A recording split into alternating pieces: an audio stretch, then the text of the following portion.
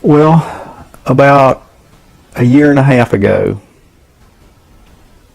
I got a call on my cell phone, and it was from a student at St. Andrews, a Nigerian student, and I don't know exactly why this was the policy at St. Andrews, but it was.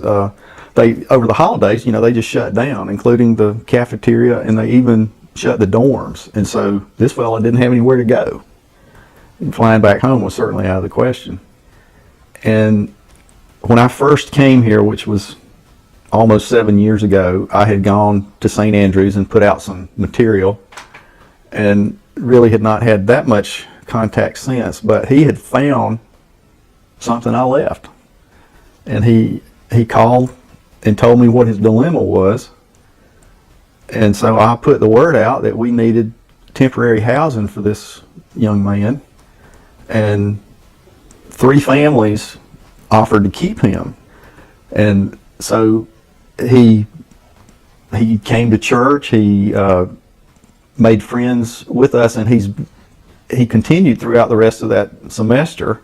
A couple of folks started doing some looking around, had some connections at Campbell University, got him a huge scholarship, and with a little bit of effort, both within this congregation and some others in the community and other contacts he had, raised enough money to make the difference between what the scholarships would give him and what else it would take. So Philip is still very much a part of our congregation, and he's finished 1 year, and he's got one more, I think, before he graduates, and then he wants to go to pharmacy school. And his grades are impeccable, and he probably will get a scholarship to do that.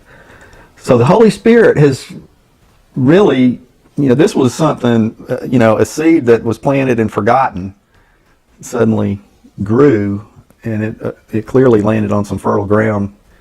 And, one of our families, every time he has a break, he comes home. I mean, he comes and stays with them.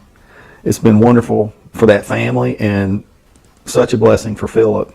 I mean, he can't say enough good about the people in this church. Okay, we have I want to say a house band. The Laurel Hillbillies. They play bluegrass.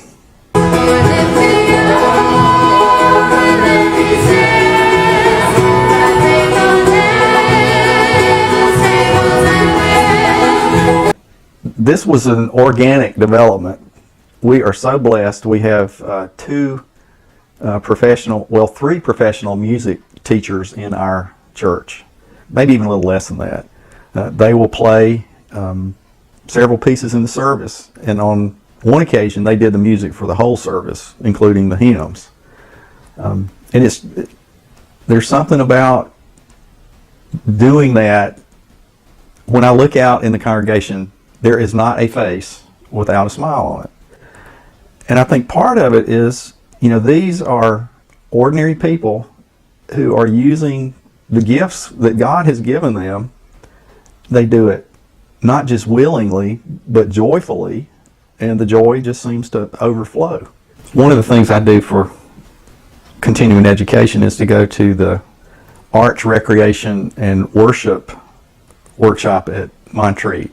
One of the pastors was just telling me about something that his church was doing, and it was oil changes for single mothers. But this would be an opportunity to show God's love in a way that is not typical, and without any expectation. And while the mothers are having the oil changed, there's got to be somewhere for the kids, so open up the nursery. And the mothers are out there, so you give some refreshments, and you've got somebody to sit at the table and converse with them and hear their story. Well, one of the long-standing traditions in this congregation is the ingathering. I mean, we might sell 3,000 or 4,000 plates.